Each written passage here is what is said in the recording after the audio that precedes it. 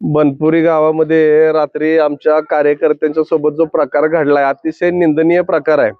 साधारणतः 5-7 मुलं आमची या ठिकाणी उभा होती आणि पैरगावचे कोणतरी एक 10 ते 15 अनोळखी इसम या ठिकाणी आले आणि त्या मुलांना त्यांनी बोलवून घेतलं आणि अर्वाच्य भाषेत त्यांना शिव्याचा प्रकार दिलाय। तुम्ही कशाला प्रचार करताय, कुणाचा प्रचार करताय, तुम्हाला अमक्या नेत्यानं काढले का, तमक्या नेत्यानं काढले का, हा प्रकार झालाय। आणि हे काही चुकीचं नाही। ग्रामपंचायतीचे सीसीटीव्ही आहेत चौकात, त्या सीसीटीव्हीचे फुटेज जर घेतलं तर तिथं तुम्हाला 15 ते 20 अनोळखी इसम रात्री 12-1 वाजता कशासाठी गावात आलेत ह्या प्रश्नाचं उत्तर सगळ्यांना मिळेल।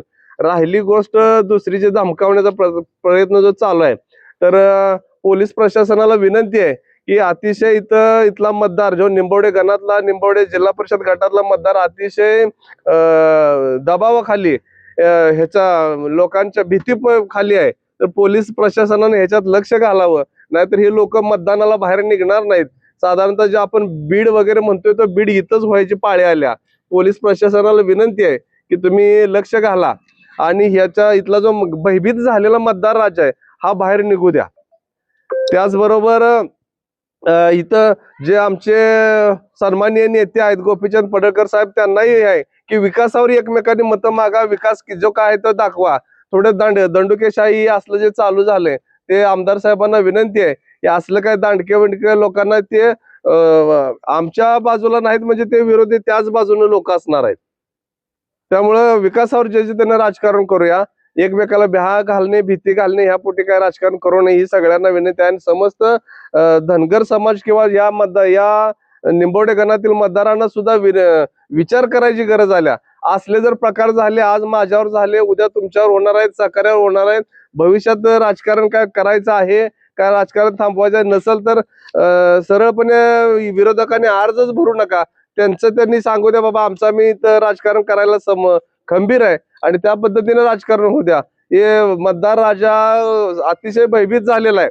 जर उद्या काय इथं झालं, पूर्ण हा निंबवडे जिल्हा परिषद गट भीतीच्या दबावाखाली आहे।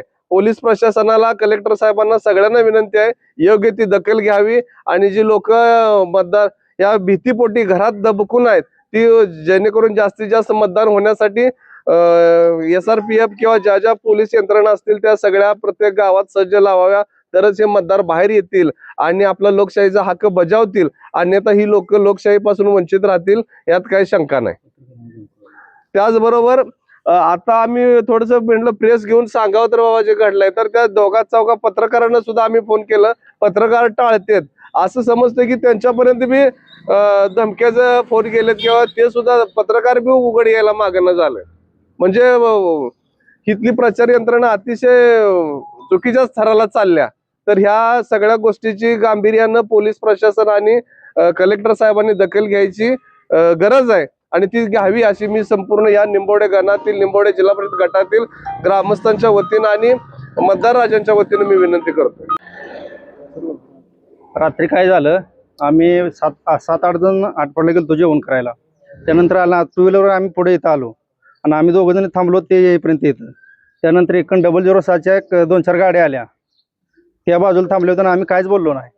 त्याने आमच्याकडे बघितलं, आम्ही तिकडे गेलो पण नाही, काय नाही। त्यानंतर ते चौकामध्ये निघून गेले।